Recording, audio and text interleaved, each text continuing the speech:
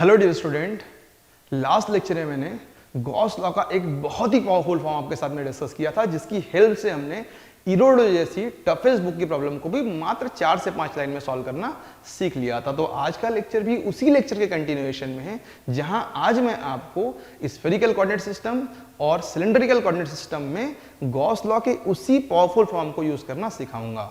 Dear student, आज का lecture शुरू करने से पहले मैं एक बार फिर आपको रिकॉल कर देना चाहता हूं कि यह वीडियो खासकर उन स्टूडेंट्स के लिए बनाया जा रहा है जो जेईई एडवांस या फिजिक्स ओलंपियाड जैसी एग्जाम की प्रिपरेशन करते हैं। हालांकि इस वीडियो को वो सारे स्टूडेंट्स देख सकते हैं जिन्हें फिजिक्स पसंद है, फिर चाहे वो कोई भी एग्जाम की तैयारी कर रहे हों। तो चलिए बिना समय गवाए हम आज का लेक्चर शुरू करते हैं।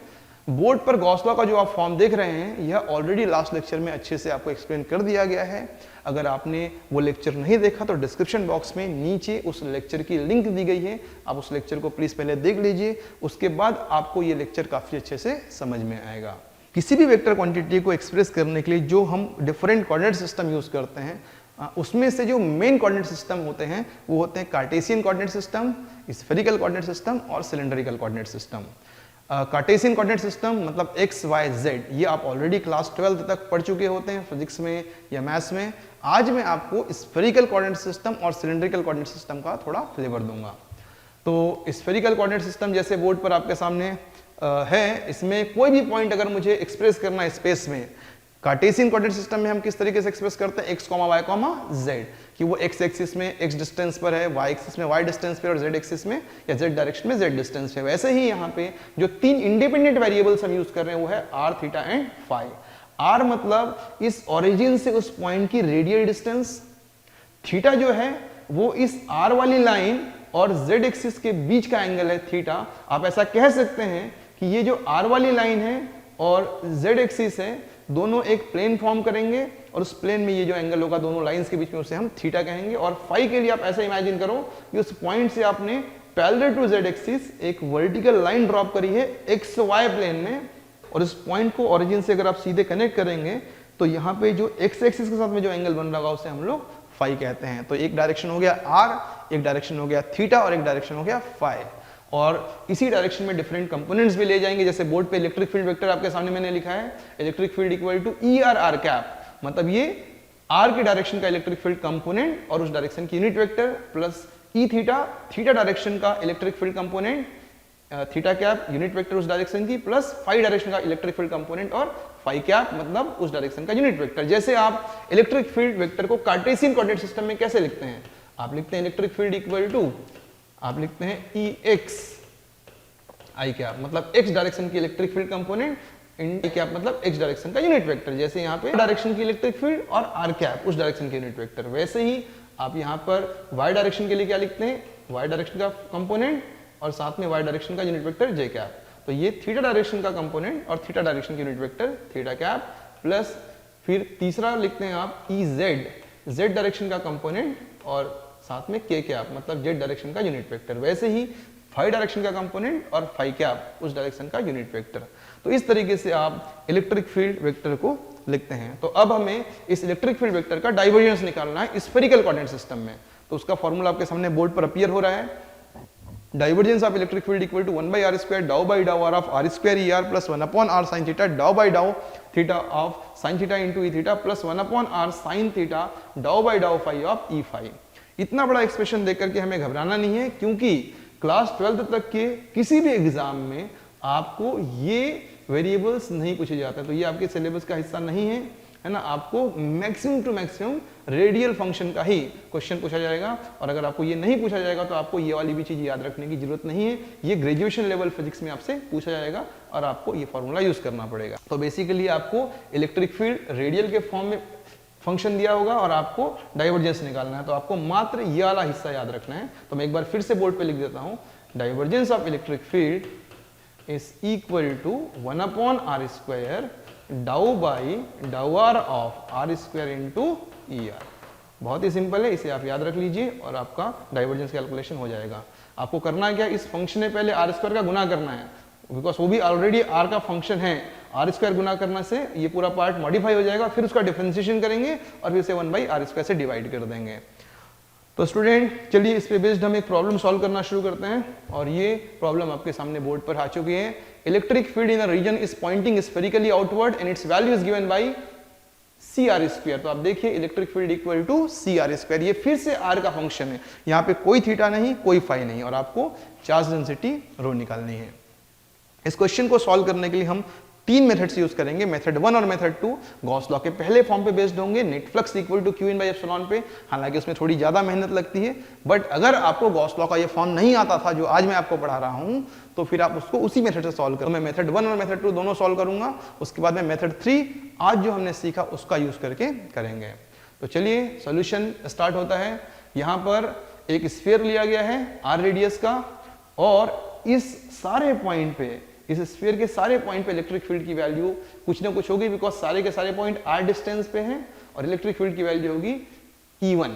ओके, अब हम ऐसा एक और स्फीयर लेते हैं, और ये स्फीयर इससे dr रेडियस बड़ा है तो उसकी रेडियस हो जाएगी r plus dr is almost zero. और आप ऐसा कह सकते हैं कि यहाँ पे इलेक्ट्रिक फील्ड की वैल्यू कितनी होगी, कुछ और होगी, बिकॉज r की वैल्यू बदल के r से r प्लस dr हो चुकी है, तो इलेक्ट्रिक फील्ड की वैल्यू E2 है। अब हम यहाँ पे इन दोनों के बीच एक स्पेस या वॉल्यूम कंसीडर कर रहे हैं, आप देख रहे हैं। और बच्चों हमें E1 और E2 की वैल्यू जाननी की कितनी है, तो वो वैल्यू कहां से निकलेगी, फंक्शन से निकलेगी। तो E1 की वैल्यू बोर्ड पे देखिए CR स्क्वायर है, और क्योंकि R की वैल्यू R है यहाँ पर, जबकि E2 की वैल्यू अगर आपको निकालनी है तो आपको R के प्लेस में क्या लिखना पड़ेगा, R प्लस dr। इस R प्लस dr स्क्वायर को थोड़ा ब्रैकेट ओपन कर लीजिए, ये हो जाएगा CR square plus dr square plus 2R dr। यहाँ पे dr इज ऑलमोस्ट जीरो, तो स्क्वायर करने पे बहुत ही नेग्लिजिबल हो जाता, तो हम इसे जीरो मान सकते हैं। तो dr स्क्वायर को हमने जीरो ले लिया। अब यहाँ पे नेक्स्ट लाइन में देखिए, ये हो जाएगा CR square plus 2CR dr। तो स्टूडेंट्स यहाँ पे E1 और E2 की वैल्यूज बोर्ड पर ऑलरेडी आ चुकी हैं। अब हमें जानना है कि यहाँ से कितना फ्लक्स आ रहा है और कितना फ्लक्स जा रहा है। तो आप देखेंगे जो इलेक्ट्रिक फील्ड E1 है वो इलेक्ट्रिक फ्लक्स के लिए रिस्पॉन्सिबल है, तो इलेक्ट्रिक फ्लक्स फाई इन जो होगा, फाई 1 वो होगा electric field E1 into area. तो E1 कितना है CR स्क्वायर, और एरिया कितना है 4 पाई R स्क्वायर। तो electric field E1 into area is flux in, और फ्लक्स आउट की अगर हम बात करें तो वो फ्लक्स होगा E2 into area, but E2 की वैल्यू क्या है CR square plus 2CR dr, इसमें से आप C है ना, और एरिया जो रहेगा वो 4 पाई R स्क्वायर नहीं लेना है, 4 पाई R प्लस dr का स्क्वायर। देखिए नेक्स्ट स्टेप में, तो यहाँ पे फाई आउट या फाई 2 रहेगा CR square plus 2R dr। ये क्या है बताइए, ये है E2, और ये क्या है 4 पाई R प्लस dr का होल स्क्वायर, ये जो है एरिया है ना। तो electric field E2 into area, यहाँ पे स्क्वायर है तो इसे थोड़ा सॉल्व करना पड़ेगा, ब्रैकेट ओपन कर दिया, R square plus dr square plus 2R dr। यहाँ पे dr स्क्वायर जीरो हो जाएगा, ब्रैकेट को आप नेक्स्ट स्टेप में देख सकते हैं कि यहाँ पे हमने क्या किया, इसे सॉल्व कर रहे हैं basically step by step, mathematically आप आराम से कर सकते हैं। R square plus 2R dr 4 pi R square plus 2R dr। अब हम यहाँ पे इसे ब्रैकेट के टर्म्स को दूसरे ब्रैकेट के टर्म्स से अगर मल्टीप्लाई करें तो हमें ये मिलेगा R की power 4 plus 2R cube dr plus 2R cube dr plus 4R square dr का होल स्क्वायर। ओके, यहाँ पे dr स्क्वायर को हम जीरो मान सकते हैं फॉर द ऑब्वियस रीजन, और यहाँ पे 2R cube dr plus 2R cube dr कितना हो जाएगा 4R क्यूब dr, और यहाँ पे आप देख सकते हैं it is 4 pi C R की power 4 plus 4R cube dr, और हम देख पा रहे हैं कि 4 पाई C R की पावर 4 प्लस 4 पाई C into 4R cube dr, ये फ्लक्स आउट। तो स्टूडेंट यहाँ पे आप देखिए हमें ये पता लग गया कि कितना फ्लक्स अंदर आया और कितना फ्लक्स बाहर गया, तो हम नेट फ्लक्स कैलकुलेट कर सकते हैं। कैसे कर सकते हैं, flux out minus flux in से। और अगर आप देखेंगे flux out minus flux in में से तो 4 पाई C R की पावर 4 और 4 पाई C R की पावर 4 कैंसिल होगा, 4 पाई C into 4R cube dr बचेगा।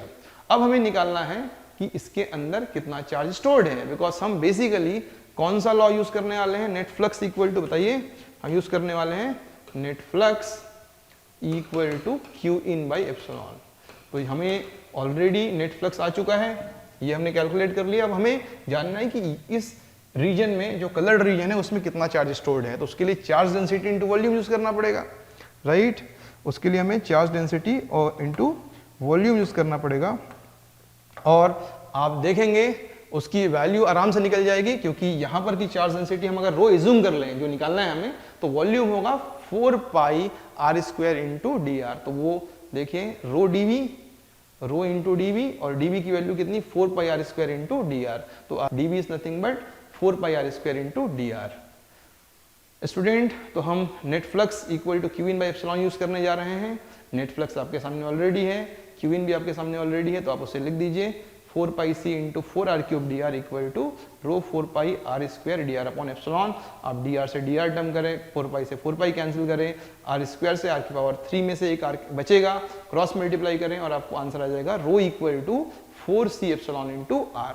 तो ये पहला मेथड है जिससे हमने चार्ज डेंसिटी कैलकुलेट किया। अब हम आते हैं दूसरे मेथड पे, वो भी equal to Q in by epsilon पे बेस्ड है। यहाँ पे हम आर रेडियस का एक स्फीयर ले रहे हैं। यहाँ पे आप देखें ध्यान से, यहाँ पर से कितना फ्लक्स जा रहा है वो कैसे कैलकुलेट करेंगे। तो यहाँ पर electric field C R square into area 4 pi R square. तो net flux equal to Q in by epsilon हम यूज करने वाले हैं। नेट फ्लक्स की वैल्यू जो है वो है C R square into 4 pi R square. लेकिन यहाँ जो क्यू इन है वो कैसे कैलकुलेट करेंगे स्टूडेंट, थोड़ा ध्यान दीजिए। यहाँ पे बेसिकली ये जो क्यू इन है ये है integration of D Q, integration of D Q. और ये डी क्यू क्या है, डी क्यू है यहां से अगर मैं एक ऐसा स्फीयर लूं और उससे डी आर डिस्टेंस आगे जाकर के एक और स्फीयर लूं और इसका जो चार्ज स्टोर्ड होगा उसे हम डी क्यू बोल रहे हैं, ओके। और डी क्यू की वैल्यू कैसे निकाली जाएगी, ये होगी charge density rho into DV, ठीक है, रो इंटू डीवी। और अगर आप r इक्वल टू 0 से लेकर के r इक्वल टू r तक इसे इंटीग्रेट करेंगे तो बेसिकली 0 से लेकर के r तक जितने भी dq बनेंगे सबको आप एड अप कर रहे हैं कंटिन्यूअसली, तो आपको q इन की वैल्यू दे देंगे। आप dv की वैल्यू को लिख सकते हैं, ऑलरेडी लास्ट स्टेप में हमने लिखा हुआ है dv क्या होगा 4 पाई r स्क्वायर dr, ठीक है स्टूडेंट्स। तो अब अगर हम फोकस करें तो हमें दोनों साइड अब इसको डिफ्रेंशिएट करना है, और दोनों साइड अगर डिफरेंशिएट करना है तो ये डिफरेंशिएशन का प्रोसेस है, बहुत ही आसान है। It is 4 pi C R की power 4 equal to D by D R of 1 upon epsilon 0 to R rho 4 pi R square D R. अगर हम लेफ्ट साइड डिफरेंशिएशन की बात करें तो हो जाएगा 4 पाई सी 4 आर क्यूब और ये हो जाएगा डी बाई डी आर। यहाँ पे देखिए बच्चों जो डिफरेंशिएशन है और ये जो इंटीग्रेशन है वो कैंसिल आउट हो जाएगा और मात्र बचेगा rho into 4 pi R square. यहाँ पे गलती से आर स्क्वायर की जगह में आर क्यूब आ गया है ना, वो आप इसे आर स्क्वायर रीड करें तो हो जाएगा 4 pi C into 4 R cube और इधर है रो 4 पाई आर स्क्वायर। ध्यान रखिए, तो आर स्क्वायर से आर क्यूब कैंसिल होगा तो एक आर बचेगा यहाँ पे, अदरवाइज पूरा आर खत्म हो जाएगा। नेक्स्ट स्टेप में आप देख सकते हैं रो की value 4 C epsilon into R, same answer आ रहा है जो आपका मेथड नंबर 2 में आया था। मेथड नंबर 3 जिसका हम वेट कर रहे हैं वो मेथड आपके सामने मैं डिस्कस करने जा रहा हूं, और यहाँ पे इतनी माथापच्ची हमें नहीं करनी है, जस्ट है ना कुछ ही लाइंस में आपके सामने आंसर आएगा। तो यहाँ पे हमें इलेक्ट्रिक फील्ड ऑलरेडी मालूम है, क्वेश्चन का हिस्सा है ये सी आर स्क्वायर, और हमें मालूम होता है कि divergence of electric field is equal to rho by epsilon होता है। और मैंने आपको बताया था कि स्फेरिकल कोऑर्डिनेट सिस्टम में केवल r का फंक्शन होता है, तो हमें डायरेक्टली लिखना है it is 1 by R square into dow by dow R of क्या R square into E R, ये वाला कंपोनेंट। तो C R square is equal to rho by epsilon. आप अगर नोटिस करें तो ये हो जाएगा सी आर की पावर 4 और उसका डिफरेंशिएशन क्या हो जाएगा स्टूडेंट्स बताइए, उसका डिफरेंशिएशन हो जाएगा C into 4 R cube rho by epsilon. आप देखें आर स्क्वायर से R cube cancel, cross multiply कर दीजिए एप्सिलॉन को, तो आपके सामने आंसर आ जाएगा rho equal to 4 C epsilon into are.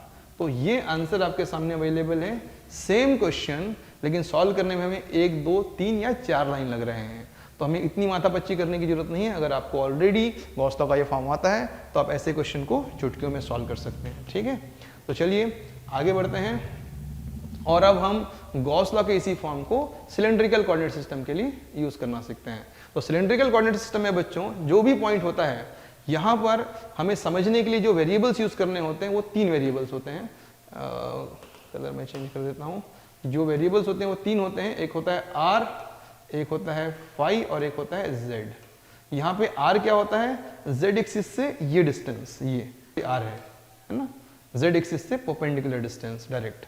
और यहाँ पे इसको अगर मैं प्रोजेक्ट करूँ एक्स वाई प्लेन में तो ये वाला एंगल फाई रहता है, और ये जो हाइट है उसे हम लोग बोलते हैं सिस्टम में r, phi and z use करा जाता है।